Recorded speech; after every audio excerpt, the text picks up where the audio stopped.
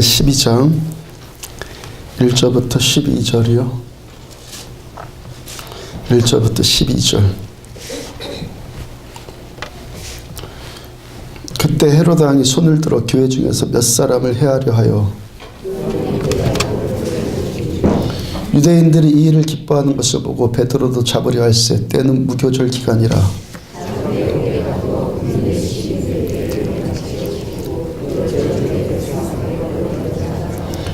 이에 베드로는 옥에가 쳤고 교회는 그를 위하여 간절히 하나님께 기도하더라.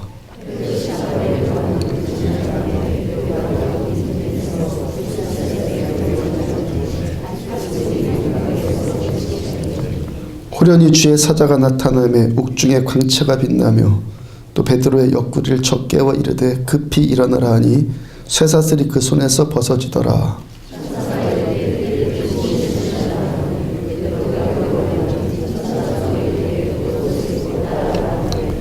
베드로가 나와서 따라갈새 천사가 하는 것이 생시인 줄 알지 못하고 환상을 보는가 하니라.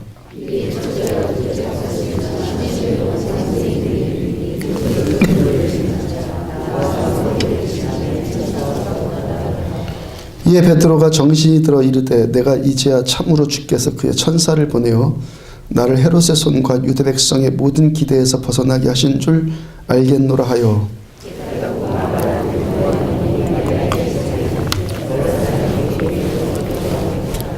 아멘. 속편합니까? 속편하십니까? 라는 제목으로 사도행전 130번째 말씀 전해드리도록 합니다.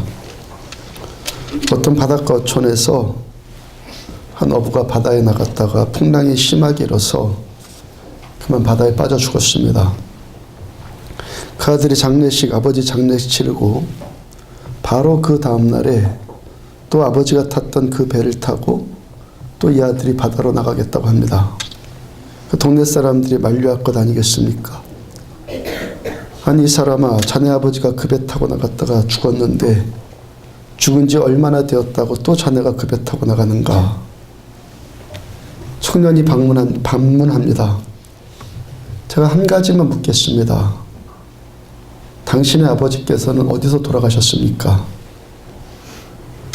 집에서 침대에서 누워 계시다가 돌아가셨지.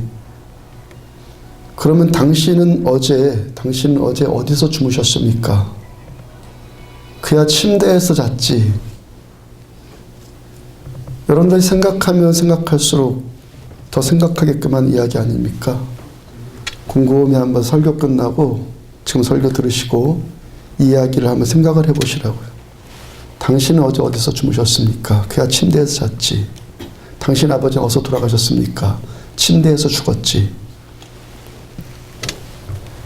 노벨상 수상자인 알렉시스 카렌 박사가 이런 말 했어요. 두려움과 걱정을 이기는 방법을 터득하지 못한 사람은 오래 살 수 없다. 그러니까 우리들의 몸과 마음이 건강하게 삶을 살고자 한다면은 두려움을 이기는 방법을 터득해야 된다는 것이죠. 어떤 사람이 한 일간지의 소설 공모전에 자기 작품을 출품을 했어요. 그 사람이 거기에 당선되었고 당선된 그 다음날 이 사람 자살했습니다. 고등학교 선생님이었는데 유서의 내용이 자기 평생 소원이 마침내 이루어졌고 그래서 문단에 데뷔했고 문인이 되었는데 그 자리 지키는 것이 너무 두렵기 때문에 생을 이제 마치겠다고 유서에다 썼어요. 어처구니 없는 말 같기도 한데 대부분의 사람들이 자살까지는 아닐지라도 이런 문제들을 안고 살지 않아요? 이런 문제들. 손자병법에서도 병법서에서도 성을 빼앗는 것보다 성을 지키는 일이 더 어렵다 그랬어요. 지키는 일이 더 어렵다. 없는 사람이 뭔가를 갖기만 하면은 다 될 것 같지 않습니까? 아픈 사람 내가 건강해지기만 하면 또 아직 뭔가 이루지 못한 사람은 내가 그 일을 이루기만 하면 근데 그런 사람이나 저런 사람이나 두려움에 붙들려 살기는 마찬가지라는 거예요. 그러니까 승리를 하고 나면은 승리한 바로 그 순간부터 겁이 나고 불안해지거든요. 그 승리를 유지해야 하기 때문에. 그래서 연예인들이 자꾸 자살하는 이유가 그것 때문 아니에요. 근처교회 목사님 한 분이 저보고 하시는 말씀이, 저보고 목사님은 아무 걱정이나 어려움도 없을 것 같아요 그래요. 그 소리에 제가 피식 웃고 말았는데요. 여러분, 세상에 그런 사람 있습니까? 목회하면서요, 예상치 못했던 어려움들, 갑자기 터지는 어려운 사건들 때문에 힘들 때도 많았지만 저도 주기적으로 느끼는 두려움이 있다고. 주기적으로. 제가 매주 토요일이면은 오늘 설교 준비하기 위해서 말씀도 묵상하고요, 이것저것 책들도 읽고 그렇게 하면서 오늘 설교는 이렇게 진행해 나가야겠다라는 그 생각이 들겠죠. 그 생각이 정리가 되었으니까 이제 컴퓨터 앞에 자판에 손 얹고 서론부터 써나가면은 시작하면 되잖아요. 근데 그 시작하기가 또 한참 걸리거든요. 시작하기가. 때로 그냥 멍청하게 앉아있을 때도 있고, 막 인터넷 서핑할 때도 있고, 또 이래저래 머뭇거리다가 겨우 시작을 하는 거예요. 제가 1년에 500번쯤 설교한다 그랬죠. 500번쯤. 1년에 500번쯤 설교하는데 10년을 그렇게 해왔는데도 설교 준비를 시작하려면은 두려움이 느껴져요. 두려움이. 어제도 시작 전에 의자에 앉은 채로 잠깐 기도하는데요, 하나님께서 또 말씀 주실 것이라는 그 확신은 분명히 들어요. 그 확신은 분명히 마음 주셨다고요. 그런데 주님께서 말씀 안 주실 거라고 그래서 느끼는 두려움이 아니라는 거죠. 이제 설교를 시작하면, 준비를 시작하면은 7, 8시간을 계속 긴장 상태에 있어야 되는데 그 피곤함에 대한 두려움이 또 오는 거예요. 매주 느끼는 거예요. 하여튼 어제도 또 그리고 지금까지도 계속해서 그 두려움을 이겨왔기 때문에 지금 또 말씀 전하고 있는 것 아니겠습니까? 어떤 사람이 이 걱정과 두려움을 건강하게 소화시키지 못하니까, 건강하게 소화를 못 시키니까 술을 마시고 또 밤을 지새우고 또 신경질적이 되죠. 어떤 사람의 열등감, 또 불안정함, 또 역정내는 것, 쉽사리 당황하는 것, 염려하는 것, 짜증내는 것, 무기력함에 빠지는 것, 모멸감에 붙들리는 것, 고집불통되는 것, 어떤 결핍을 느끼는 것, 이런 감정들, 이 10가지의 이런 감정들이요, 두려움으로부터 시작이 되는 거예요. 두려움. 그러니까 그런 심리 상태에 빠지면 얼마나 그 인생 피곤합니까? 그러니까 그 두려움의 종류가 어떤 이 두려움이든지 이 두려움을 이길 수 있는 정신적인 능력을, 두려움을 이길 수 있는 정신적인 능력을 우리가 소유해야지만 우리들은 건강한 삶을 살 수 있게 된다는 거예요. 그 사람은요, 마음으로 사는 존재 아니에요. 마음으로. 여러분들이 지금도 뭐 발이 걸어와서 이 자리에 앉아 있는 것 같고, 입이 벌려져서 찬양하는 것 같고, 손이 움직여서 성경책 넘기는 것 같지만 모두 다 마음에 의해서 조정되어지고 마음으로 인해서 관리되어지는 것 아니에요. 어떤 밖으로 표현되어지는 모습들이 있죠. 근데 그렇게 표현되어지는, 나타나지는 모습은 내 마음 안에 있는 것들이, 내 마음 속에 있는 것들이, 이미 있는 것들이 겉으로 드러난 결과일 뿐이라고요. 어떤 재앙, 어떤 고통 다 마찬가지예요. 기근의 문제, 그 사람의 마음의 문제예요. 때마다 일어나는 전염병의 문제예요. 광우병, 에이즈, 그 사람의 마음의 문제 아니에요. 곳곳에서 발발하는 전쟁의 문제, 그 사람의 마음의 문제 아니에요. 그런 고통의 문제들이, 어떤 고통이 일어나면은 이미 사람의 마음 안에서 이미 일어났다는 거예요. 이미 사람의 마음 안에서 이미 시작되는 일들이, 시작된 일이 겉으로 드러나진다는 거예요. 개인의 질병의 문제, 그것도 마찬가지죠.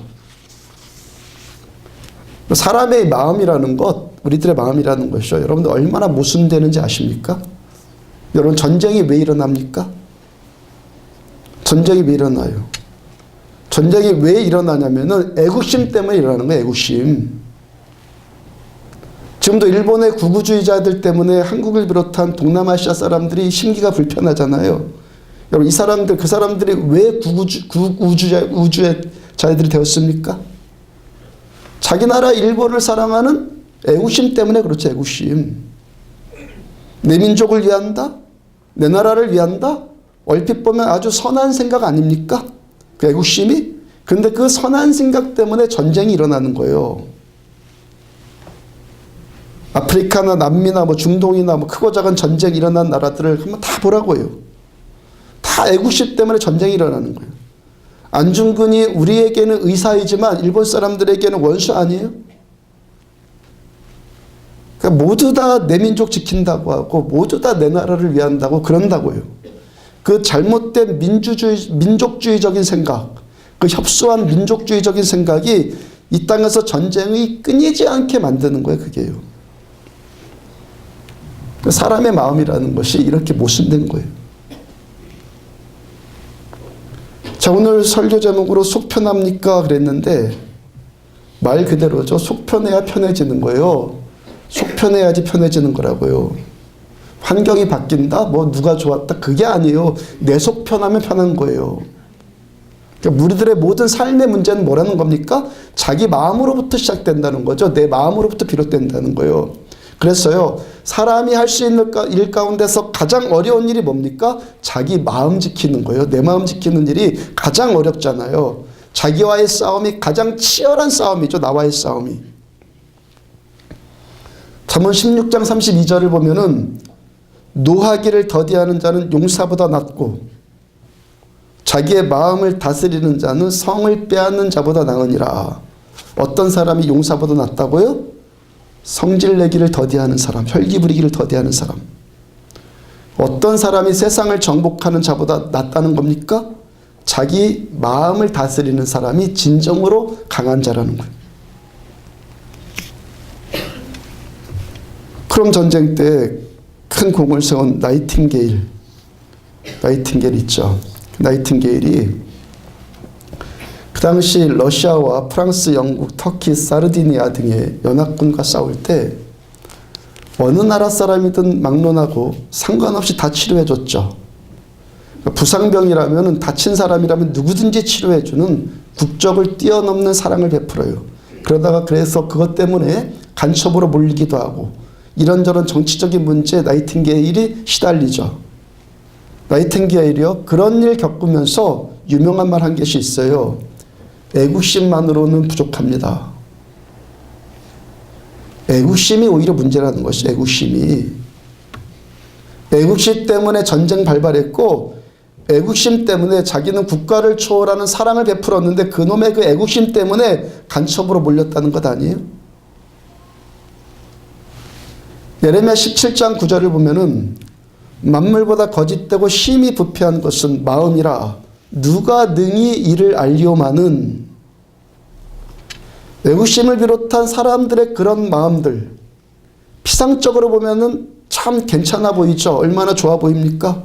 그런데 그 선해 보이는 그 마음, 선해 보이는 그런 것조차도 이미 심히 부패되어 있고 이미 심히 거짓된 마음이라는 거예요. 그래서 누가 능히 이를 알리오마는 그랬죠. 그 피상적으로 선해 보이는 것들, 그것이 피상적으로 보면 선해 보이니까 사람의 마음이 얼마나 거짓되고 부패했는지 그것을 분별을 못한다는 거, 분별. 겉으로는 애국심이라는 멋진 단어, 겉으로는 것이 멋지기 때문에 그런데 그것이 이미 부패했고 상해 있다는 것을 사람들이 모른다는 거예요. 그걸요. 분별이 안 된다는 거예요. 마태복음 18장 1절을 보면은 그때 제자들이 예수께 나와 이르되 천국에서는 누가 크니까. 제자들의 이 질문에 대한 예수님의 대답으로 유명한 말씀하셨죠. 어린아이 같이 되지 않냐면 누구든지 천국에 못 들어간다. 제자들의 그 질문이요, 다시 한번 생각해 봐요. 천국에서는 누가 크니까. 그 제자들이 지금 겉으로 표현되어지는 단어는 뭡니까? 천국이라는 고상한 말을 써요. 천국이라는 가장 종교적인 언어를 지금 쓴다고요. 그들의 말만 보면은 이들이 가장 고상한 사람이고 가장 신앙심 깊은 사람들처럼 보이죠. 그런데 지금 그 마음의 상태가 어떻다는 겁니까? 누가 크니까. 겉으로는 천국을 말합니다. 표현하는 것으로는 천국을 생각하는 것 같은데 실상은 뭐라는 거예요? 누가 더 큰가? 누가 더 인정받는가? 누가 더 힘이 센가? 누가 더 높은가? 누가 더 많이 가졌는가? 이런 마음에 붙들려 있는 것이 사람이라는 거예요. 그런데 그러한 생각이 천국이란 그 단어, 천국이란 그 생각과 살짝 섞이는 거예요. 그러니까 본인 스스로도 자신에 대해, 자신의 마음에 대해서 분별을 못하는 거예요. 왜? 나는 지금 천국을 말하고 있기 때문에. 사람은요, 자신에 대해서는 후한 점수 주고 싶어 하잖아요. 지난번에 말씀드렸죠. 고3 아이들도 자기 점수, 평균 점수가 모의고사 본 것들 중에서 가장 많이 나온 것이 자기 점수라 그런다고요.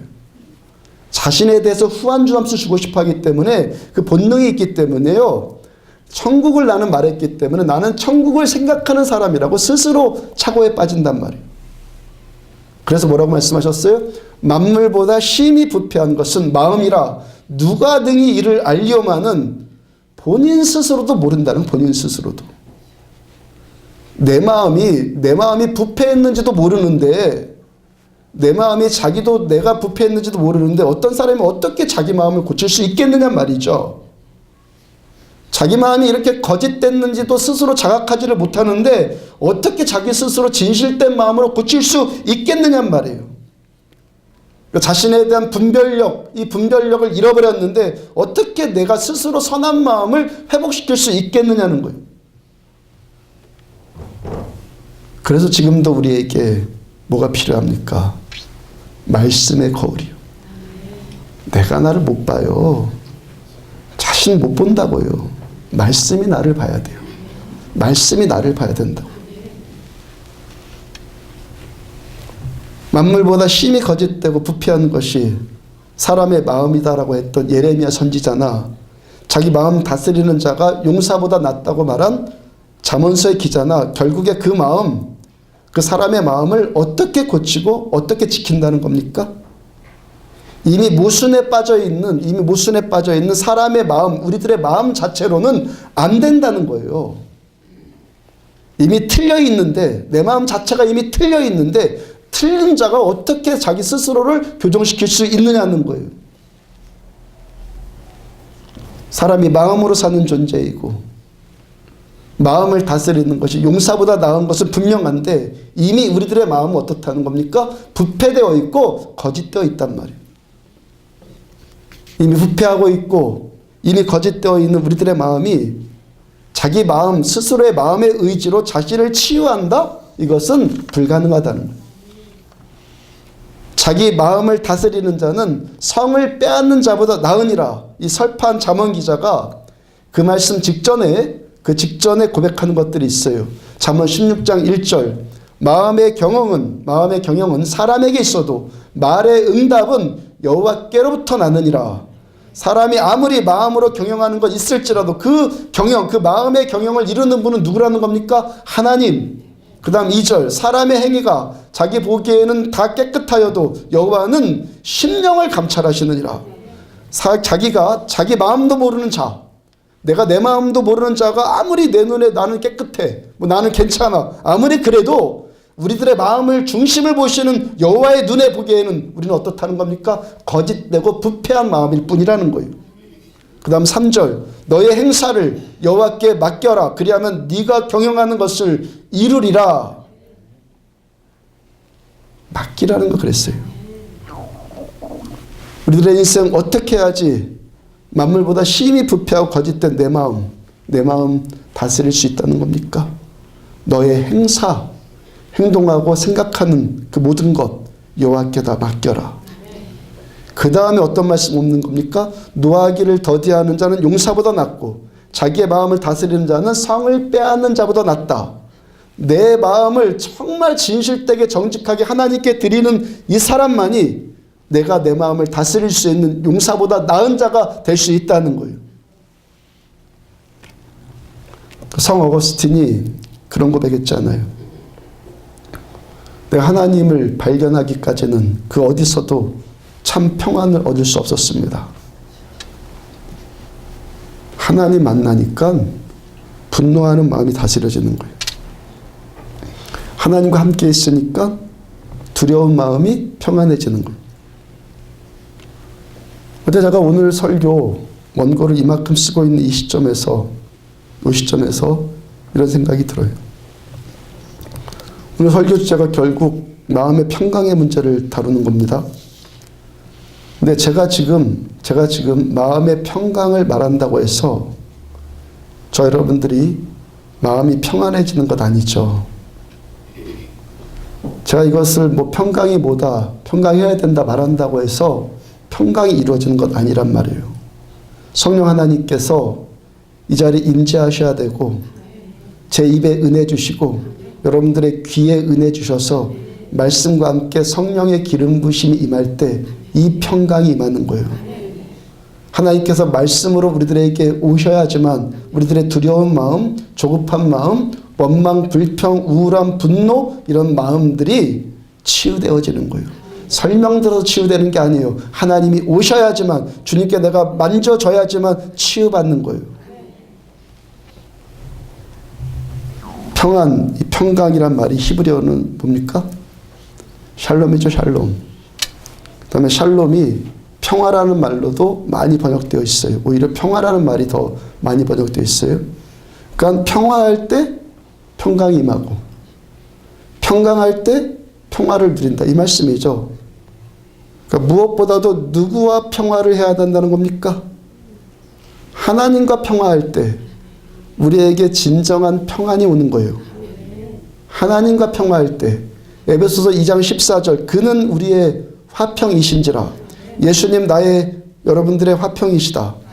하나님과 우리 사이의 이 화목 평화의 다리를 놓으신 분은 예수님의 십자가예요. 그 바로 전 구절 보면은 그리스도 예수 안에서 그리스도의 피로 가까워졌느니라. 그 다음 16절 또 십자가로 하나님과 화목하게 하려 하심이라. 저 여러분들의 죄를 용서하시기 위해서 십자가 위에서 흘리신 예수님의 피로 우리와 하나님이 평화가 이루어진 거예요. 예수님의 십자가에서 흘리신 그 피공로로 하나님과 우리 사이가 화목이 된 거예요. 그 다음 17절 너희에게 평안을 전하시고 그 다음에 이 화평이란 단어가 평안이란 단어로 바뀌어서 쓰죠.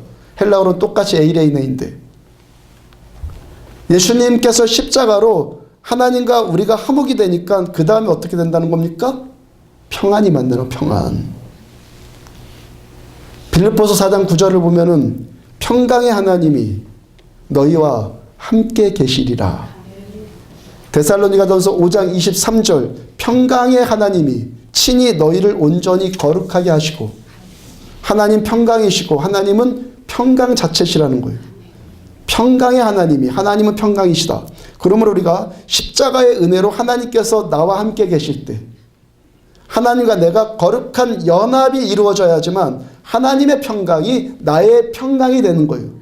내가 내 마음을 다스려 갖고 내가 억지로 막 평강을 만들어내는 것 그런 것이 아니라 평강의 하나님께 내가 정말로 현실적으로 장악당할 때 평강의 하나님께 내가 정말 붙들릴 때 하나님의 평강이 나의 평강이 되는 거예요. 오늘 보면 사도행전의 이야기를 보면은 계속 말씀드리죠. 야고보를 죽인 헤롯이 베드로 또 죽이려고 하죠. 그런데 베드로는 당장 못 죽이고 감옥에 가둬요. 왜 그러냐면은 지금 이 기간이 유대인들의 최고의 명절 가운데 하나인 무교절이거든요. 이 명절 기간에는 유대인들은요 그들의 종교적인 전통으로 누구를 뭐 재판하거나 누구를 뭐 사형에 처한다거나 처형하거나 그것을 금지하는 관습 때문에 그러니까 일단 옥에 가두는 거예요. 6절을 보세요. 6절 함께 있습니다. 시작. 헤롯이 잡아내려고 하는 그 전날 밤에 베드로가 두 근인 틈에서 두 쇠사슬에 매여 누워 자는데 파수꾼들이 문 밖에서 옥을 지키더니 중간에 말씀하시죠. 그 전날 밤에 기록되어 있는데 그 전날 밤이 어떤 날의 전날 밤이요? 이제 사형당하기 바로 전날. 그 유대인들은요 무교절을 며칠 동안 지키냐면 7일 동안 지켜요. 그러니까 그 전날 밤은 베드로가 처형당하기 바로 전날 밤인데, 그러니까 즉 무교절이 진행된 며칠이에요? 7일째 되는 밤이고, 지금 베드로는 7일째 지금 감옥에 갇혀 있단 말이에요. 7일째, 최소한 7일째. 베드로가 야고보가 순교당했다는 것 이미 알고 있죠. 그리고 자신도 야고보와 같은 처지가 될 것이라는 것 알고 있단 말이에요. 무교절이 끝나면은 석방될 것이 아니라 자신도 야고보와 같이 처형당할 것이라는 것 베드로 알고 있어요. 그러니까 지금 하루하루를 사형당할 날만을 기다리고 있다가 이제 내일이면은 사형당할 무교절이 끝나고 그 다음날 마지막 지금 전날 밤이에요. 보편적으로 생각해 보면은 얼마나 피마르겠어요. 그 7일 동안 주님께서 자기를 구원해 주실 것이라는 일말의 희망도 있지 않겠습니까? 예루살렘 교회가 베드로 사도의 구원을 놓고 간절히 기도한 것처럼 베드로 사도 역시도 감옥 안에서 기도하지 않았겠어요? 근데 하루 이틀 지나고 사흘, 나흘, 마지막 날 되어도 풀려날 아무런 조짐이 없어요. 절망스럽고 두렵고 후회스럽고 극도의 불신, 원망, 두려움 이런 것들로 치를 떨면서 밤을 지새울 만하지 않습니까? 내가 이제껏 하나님 믿었는데 지금 이게 뭐야? 왜 하나님은 나한테 아무런 구원도 주시지 않아? 근데 베드로 사도 뭘 하고 있다고 합니까? 6절 중간을 다시 보면은 뭐 한다고요? 누워 자는데 잠이 오냐고요. 7절을 보면은 호련히 주의 사자가 나타나며 옥중에 광채가 빛나며 또 베드로의 옆구리를 쳐 깨워 이르되 급히 일어나라. 베드로의 옆구리를 쳐 할 때 친다라는 헬라어 단어가 파타소입니다. 파타소인데 이 뜻은요 그냥 친 정도가 아니라 어떤 도구로 심하게 때리거나 세게 칠 때 쓰는 단어예요. 그러니까 천사가 베드로를 뭐 이렇게 흔들어서 깨운 정도가 아니라 뭐 최소한 발로 세게 걷어차가지고 그 깨웠다는 거예요. 그만큼 지금 골아 떨어져 있다는 말이죠. 그만큼 지금 깊이 잠들어 있단 말이에요. 세상에 이렇게 무사태평한 사람이 없을 만큼 지금 평안한 잠을 자고 있어요. 베드로 사도가 예수님께서 십자가에 달리실 때는 어땠습니까? 한낱 계집종 여자아이 앞에서 그것도 뭐 대제사장이나 뭐 로마 군인이나 그런 것도 아니고 이 계집종 앞에서 나 예수님 몰라, 나 저런 자 몰라. 3번이나 부인할 만큼 비겁한 자 아니었어요? 대제사장과 그 하인들이 예수님 잡으러 오니까 다짜고짜 칼 빼갖고 휘두른 위인. 원래 여러 두려운 자들이 호들갑 떠는 거거든요. 두려운 자들이 호들갑 떤다고요. 그 다음에 부활하신 예수님께서 제자들 찾아오셨을 때 제자들 모두가 자기들 예수님처럼 잡혀서 십자가에 달려 죽을까봐 모두 다 두려워서 떨으면서 방문을 다 꼭꼭 걸어 잠그고 있었다고요. 베드로가 그랬었는데 이제 내일 아침이면은 참수형당해서 목이 떨어질 판인데 누가 발로 걷어차갖고 깨울 만큼 그렇게 깊이 지금 잠자고 있단 말이에요. 시편 127편 2절 중간에 보면은 그러므로 여호와께서 그의 사랑하시는 자에게 잠을 주시는도다. 여호와께서 잠을 주시는도다. 누가 지금 베드로에게 잠 주셨죠? 평강의 하나님께서 베드로와 함께 하시니까 하나님의 평강이 베드로의 평강이 되는 거예요. 평강하자 뭐 마음을 다잡자 아니라는 거예요. 그게 아니라 평강의 하나님이 베드로와 함께 계시니까 하나님의 평강이 베드로의 평강이 되는 거예요. 베드로의 마음이 지금 하나님에 의해 다스림을 받는 거예요. 하나님에 의해서 베드로의 마음이 다스림을 받아요. 근데 사람들이요 예수 믿고 마음 편해지고 근심 걱정해서 해방되는 문제를 가지고 일종의 심리적인 효과다라고 말하는 사람이 있어요. 교회 다니는 사람들조차도요 교회 나가면 뭐 마음 편해지지 않아요? 뭐 목사님 설교할 때 뭐 나쁜 소리 합니까? 좋은 소리 하잖아요. 다 좋은 말 말하잖아요. 그런 사람들 있죠. 물론요 심리적인 효과 분명히 있을 거예요. 여기 왔기 때문에 그래 안도나는 마음. 근데 교회 왔다는 그런 안동감으로 인해서 심리적인 효과 정도 누리는 것을 신앙이다 말하지 않아요. 그거 믿음이다 말하지 않아요. 그건 종교생활하는 거죠. 그런 것은요 정신병원에 가도 있잖아요. 다른 종교에는 없습니까? 무당 찾아가서도 심리적인 안정 누리잖아요. 좋게 점괘 쳐주면은 심리적인 안정 누리잖아요. 그래서 술도 마시잖아요. 술 먹어도 심리적인 안정 있다고요. 담배 펴도 안정이 된다고요. 그런 거 아니라는 거예요. 우리 교회에서 암수술 받고 수면제를 4-5살씩 먹어도 잠 못 주무셨던 분이 예수님 영접하고 함께 예배 드리면서 잠 잘 자고 있다고 고백드리잖아요. 지난주 새가족 모임 때요, 이분이요, 주일날 예배 드리러 오면 왜 기쁩니까? 라는 질문에 교회 오면 뭔지는 잘 모르겠는데 마음이 편해진다고 고백했다고 했잖아요. 그분이 뭔지는 잘 모르겠는데 마음이 편해진다. 이게 뭡니까? 이게 뭐죠? 평강의 하나님이 너와 함께 계시리라. 여기에 임재하신 하나님의 평강, 하나님의 평강이 그분의 마음을 만지니까 그 하나님의 평강이 그분 안으로 들어가고 사도 베드로와 같은 평강의 잠을 자는 거예요. 이게 신앙이에요. 이게 신앙이라고요. 수면제도 잠자지 못하게 했던 것을 하나님의 평강은 잠자게 한다고요. 지난주에 또 다른 초신자 한 분이 저에게 살짝 와서 또 고백한 것 있어요. 목사님, 그때요, 교회 오면 왜 기쁘냐고 말씀하셨잖아요. 제가 고백할 것이 있어요. 이분도요, 그동안의 삶의 두려움, 지금껏 살아왔던 삶의 두려움과 삶의 고통의 문제로 인해서 매일 밤마다, 매일마다가 술 마시지 않으면 잠을 잘 수 없었다고 그래요. 저 어저께 그분께 아무개 성도님, 내일 제가 설교할 때 성도님이 저한테 고백했던 말을 해도 되겠습니까? 대신 누군지는 이름은 밝히지 않겠습니다. 라고 했어요. 목사님, 누구라고 제 이름 밝혀도 저 상관없어요. 얼마든지 말씀하세요. 저는 술 문제 때문에 조심스러워서 양해를 구한 건데 이제 아무 상관없고 괜찮다고 저한테 말씀하세요. 자유함이 맺죠. 자유함. 옛날 이야기니까. 그죠? 옛날에 마셨던 거니까. 자유함이죠. 그러니까 매일 밤마다요, 소주 한 컵씩, 소주 한 잔이 아니라 한 컵. 그러니까 매일 소주 반병 이상은 마셔야 하지만 그 취기로 잠을 자는 거예요. 취기로 잠을 잤다가 술 깰 때쯤 되니까 그때 또 잠이 또 깨는 거예요.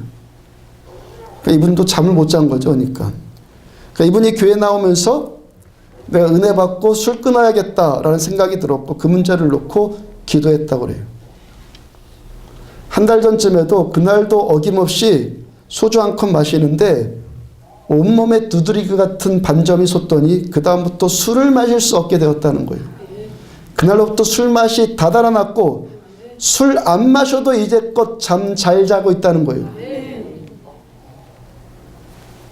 이분이 그 은혜가 너무 감사해서 이제 담배도 끊어야겠다. 하나님께서 나한테 은혜 주셨으니까 나는 담배 끊는 것으로 보답해야겠다고 담배 끊기로도 결심을 했어요. 그리고 끊었는데 생각해 보니까 자기가 하나님께 잘한 것이 아니라 하나님께서 하나님의 은혜로 담배까지 끊게 해주셨다는 것이 깨달아지더라는 거예요. 그러면서 목사님, 제가 술 끊고 담배 끊는 것 잘하고 좋은 일이지만 가장 좋은 일은 이 모든 일들이 하나님의 은혜로 되었다는 것을 내가 깨달은 것, 이게 가장 좋은 일이죠? 라고 말씀하세요. 그 마음의 불안, 두려움, 술, 담배로 다스려야 했던 그 인생, 평강의 하나님이 평강 주시니까 평강 되는 거예요. 평강의 하나님이 평강 주시니까 평강이 되는 거예요. 하나님이. 지난주 금요일날 교회 김장하면서 점심 먹고 났는데 저에게 와서 목사님, 디스크 때문에 허리가 제가 너무 아파요 그래요. 그 은혜 받으니까 허리가 아픈데도 김장하러 온 거예요. 은혜를 받으니까. 신발을 신으려고 허리 숙이려고 해도 그 숙일 수도 없을 만큼 허리에 통증이 심했다고 그래요. 함께 기도하고 나니까 뭐 여성들 표현들 어마어마하는 거 있죠? 제가 여기서 하긴 뭐하고 어머 그러는 거. 어떻게 이렇게 하나도 안 아플 수 있어요? 신기하고 놀라워요. 예수님 믿으니까, 주님이 함께 하시니까 마음에 평강이 임하고 육체의 고통에도 평강이 임하죠. 그날 밤 또 신학기 대회 때요, 말씀 전하고 잠깐 쉬는 동안에 또 어느 분 오셔서 또 허리가 아파서 꼼짝할 수 없다고 또 그래요. 그래서요, 제가 점심 때 치유받은 그분 또 불러갖고 낮에 겪은 일들을 저분한테 그대로 간증하라 그랬어요. 뭐 하라는 겁니까? 듣고 믿음 생기라는 것이죠. 듣고 믿음 생기라고. 함께 기도하는 동안에 이분도 다 나았었어요. 한 분에게 임한 하나님의 평강이 또 다른 사람에게 지금 흘러가고 평강이 계속해서 확산되어지고 있죠. 이것이 뭡니까? 하늘나라는 겨자씨와 같아서 계속 자라고 나중에 그 나무에 새들이 깃들 만큼 계속 자란다. 천국의 확장이에요. 데살로니가서 5장 23절 보면은 평강의 하나님이 친히 너희를 온전히 거룩하게 하시고 너희 온 영과 혼과 몸이 우리 때 흠없게 보존되기를 원하노라. 평강의 하나님이 그와 함께 하시니까 하나님의 평강으로 내 영, 내 혼, 내 정신, 생각뿐만이 아니라 마음뿐만이 아니라 몸까지도 회복이 되더라는 거예요. 이사야서 26장 3절 보면은 주께서 심지가 견고한 자를 평강하고 평강하도록 지키시리니 이는 그가 주를 신뢰함이니이다. 주께서 어떤 사람을 평강하고 평강하도록 주께서 평강 주신다는 거예요. 심지가 견고한 사람, 즉 하나님을 신뢰하는 사람, 하나님만 신뢰하는 사람에게 주님 오셔서 그에게 평강 주신다는 거예요. 그 다음에 바로 그 전구절을 보면은 너희는, 바로 전구절이에요. 너희는 문들을 열고, 어디를 어떤 문을 열라는 거예요. 마음문을 열고 신의를 지키는 의로운 나라가, 마음문을 열고 신의를 지키는 의로운 나라가 들어갈게 할지니라. 어떤 사람이 하나님을 신뢰하는 심지가 견고한 사람 되어서 하나님의 평강을 얻는 축복을 누리게 된다는 거예요. 마음문을 여십시오. 문을 여십시오. 문을 열 때 하나님의 나라가 들어간다고 그랬어요. 신의를 지키는 의로운 나라, 곧 믿음의 나라가 들어오도록 문을 열라는 거예요. 하나님을 향해서 폐쇄적 되지 말고 개방적이 되라는 것이고요. 하나님의 말씀을 향해서 전적으로 수용하는 자세가 되라는 거예요. 역사적으로 망하는 나라가 어떤 나라인지 생각해 보라고요. 개인이건 민족이건요, 폐쇄적인 나라는 다 망했어요. 우리나라도 그렇지 않았습니까? 흥선대원군이 세국정책을 썼더니만 일본에게 당한 것 아니에요? 일본이 먼저 문을 여니까 문을 닫고 있던 우리들 그들에게 속수무책으로 당한 것 아니에요.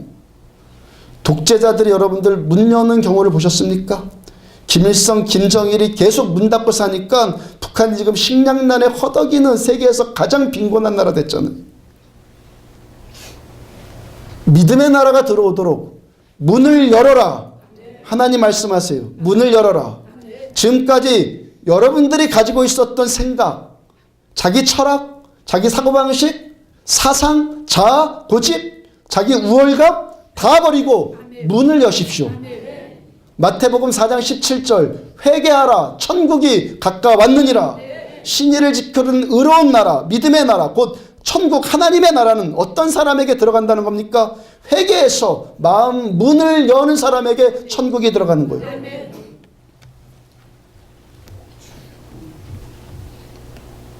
제가 20여 년 전에 청년 때요, 예배 드릴 때 처음 손을 들었던 생각이 나요. 찬양하면 처음 손 들고 찬양했던 거. 이 중에서 아직 손 못 드는 분들에게 용기를 북돋아주기 위해서 제가 드리는 말씀이에요. 손 든다는 행위가 그냥 뭐 손 한번 뭐 저요 하는 될 것 같은데 교회 안에서는 참 그거 쉽지 않잖아요. 학교에서는 저도 저요 잘하는데 왜 여기서 손 들려고 하면 그게 참 어렵습니까? 저도 그래봤기 때문에 그 심정 알거든요. 저도 처음 손 들었을 때 뭐 쑥 올라갔겠습니까? 자연스럽게 올라갔겠습니까? 사람은 의식되고 그러니까 뻘쭘하고 어정쩡하고 부자연스럽고 그런 마음으로 손 들었죠. 처음에 그 마음 상태가 심리가 아직도 기억이 난단 말이에요. 근데 손 들어보니까 들으라고 해서 손 들어보니까 그렇게라도 들어보니까 손 들라는 이유가 바로 알게 되더라고요. 문을 열라. 들어갈 테니까. 그렇게라도 손 들으니까 하나님이 주시는 더 큰 감동이 분명히 느껴지더라는 거예요. 시편 134편 2절 성소를 향하여 너희 손을 들고 여호와를 송축하라. 손을 들고 찬양하라는 말씀은요, 시편에 수도 없이 많이 나오고 일어서서 경배하라. 시편에 수도 없이 많이 나와요. 손 들고 여호와를 송축하라. 명령형이죠. 명령형. 명령형. 내가 믿는다는 나의 하나님, 나의 왕, 내 주님, 나의 주인님의 명령이란 말이야. 명령. 명령이면요 순종하는 거 이건요. 쑥스러워도 부자연스러워도 그냥 하는 거예요. 이건요. 명령이니까. 내 폐쇄적인 마음은 열고 신의를 지키는 의로운 나라, 그 나라의 왕이신 예수님의 말씀에 여러분들의 마음문을 여십시오. 하나님의 말씀이 떨어지면 어린 나이와 같은 단순한 심장 되어서 말씀을 받아들이십시오. 그러면 어떤 일이 나타난다고요? 주께서 그 사람을 평강하도록 지켜주시겠다고 약속을 하시는 거예요. 닫고 있는데 어떻게 들어가요? 자기 고집이 그렇게 센데 하나님 어떻게 들어가요? 자아가 그렇게 강한데 어떻게 들어가요? 그거 다 내려놓고 열어야지 하나님이 들어가시겠다는 거예요. 어떤 사람은 통성으로 기도하라고 하면 입이 벌려지지 않아요. 그것도 이해해요. 저도요. 저도 그래 봤으니까. 또 핑계대기 좋은 말씀도 또 있죠. 예수님 뭐 너 있을 것을 미리 아신다고 말했는데 꼭 뭐 소리 질러야 압니까? 뭐 그런 말씀들. 지난번에 말씀 전에 드렸던 것처럼 사도행전의 거의 대부분의 기도가 나왔을 때 90% 이상의 기도는요. 초대교회 성도들이 한 자리에 다 모여갖고 통성으로 다 같이 부르짖어 기도한 거예요. 전부 다. 전부 다. 하나님은요. 우리 성격 존중해요. 존중한다. 그래서 성격대로 어떤 사람은 침묵으로도 기도할 수도 있고 어떤 사람은 골방에서도 들어갈 수도 있고 다 옳아요. 또 어떤 사람은 또 부르짖어 기도할 수도 있고 통성으로 기도할 수 있고 다 옳단 말이에요. 성경에 다 기록되어 있는 말씀이에요. 근데 때로는 내 성격, 내 감정, 내 현실, 내 상황에 맞지 않는 일을 해야 할 때가 있단 말이에요. 그럴 때 문 열란 말이에요. 문 열란 말이에요. 자기 고집 제발 내려놓고 문 열란 말이에요. 믿음은요 뭡니까? 문 여는 거예요. 믿음은요. 내 자아를 꺾고 내 자아를 내려놓고 문 열 때 신의를 지키는 의로운 나라가 들어오겠다고 하나님이 말씀하셨잖아요. 하나님의 평강이 내 안에 밀려 들어오는 거예요. 그래서요 하나님 못 만난다는 사람들은 10년 20년 교회 다녀도 하나님 못 만난 사람은 자기 탓이라 그랬죠. 자기 탓이에요. 끝까지 닫기 때문에 하나님이 못 들어가는 거예요. 자아가 세기 때문에, 고집이 강하기 때문에, 교만하기 때문에. 내려놓으시고 문 열란 말이에요. 문 열라고요. 믿음은 받아들이는 거예요. 믿음이 뭐예요? 내가 나를 여전히 지킨다고 하는데 하나님이 나를 지켜주실 이유가 어디에 있어요? 믿음은 하나님이 나를 지켜주시는 거죠. 하나님이 잠 잘 자게 해주시는 것이고 하나님이 치료해 주시는 것이죠. 믿음은 하나님께 나를 드려야지 하나님이 나를 맡아주시죠. 하나님의 말씀이 나를 지키도록 하나님의 말씀께 내 전부를 드리는 것이 그게 믿음이죠. 그래서 잠언 16장 3절을 다시 보면은 너의 행사를 여호와께 어떻게 하라고요? 맡겨라. 다 드려라. 그리하면 네가 경영하는 것이 이루어지리라. 내 행사, 즉 나의 생각, 나의 행위 전체를 하나님께 다 맡겨드리라는 거예요. 그러면 하나님이 우리가 경영하는 것을 하나님이 이루어 주시겠다고 약속하시잖아요. 주께서 심지가 견고한 자를 평강하도록 지키시리니 바로 그 다음 구절이에요. 바로 그 다음 구절. 너희는 여호와를 영원히 신뢰하라. 주 여호와는 영원한 반석이심이다. 우리 하나님을 신뢰하는데 어떻게 신뢰합니까? 영원히. 한번 평강 얻었다고 해서 그 평강 계속 지속되는 것 아니라는 것. 근데 경험으로 다 알죠. 출애굽파 이스라엘 백성들이 광야 40년 동안 매일 아침마다 들판에 나가서 만나를 얻었잖아요. 매일 아침마다. 오늘 먹을 거는 오늘 얻었어요. 하나님의 나라가 임하는 이 평강은 매일 구하는 거예요. 매일 얻는 거예요. 매일이요, 매일. 그래서 달라스 윌라드 목사님이요, 잊혀진 제자도라는 책을 썼는데 그 책에 이런 이야기가 나왔어요. 거기 이런 말이 있습니다. 시간은 나는 것이 아니라 내는 것이다. 같이 한번 해볼까요? 시간은 나는 것이 아니라 내는 것이다. 내는 거예요, 시간은요. 하나님의 나라, 우리가 궁극적으로 갈 나라 아닙니까? 가장 위대한 나라, 영원한 나라, 그 하나님의 나라를 구하는 일이 시간 나서 한다고요? 시간 내서 해야 돼요. 시간 내서. 이사야 40장 9절 보면은 아름다운 소식을 시온에 전하는 자여 너는 높은 산에 오르라. 높은 산에 올라가는 일이 쉽습니까? 시간 나면 할 수 있는 일입니까? 시간 내야지 되는 일입니까? 조그만 일에도 낙심하는 사람이 어떻게 높은 산에 올라가겠어요? 현실만 보는 사람, 환경만 보는 사람, 사람만 보는 사람, 어떻게 높은 산에 올라갈 수 있겠어요?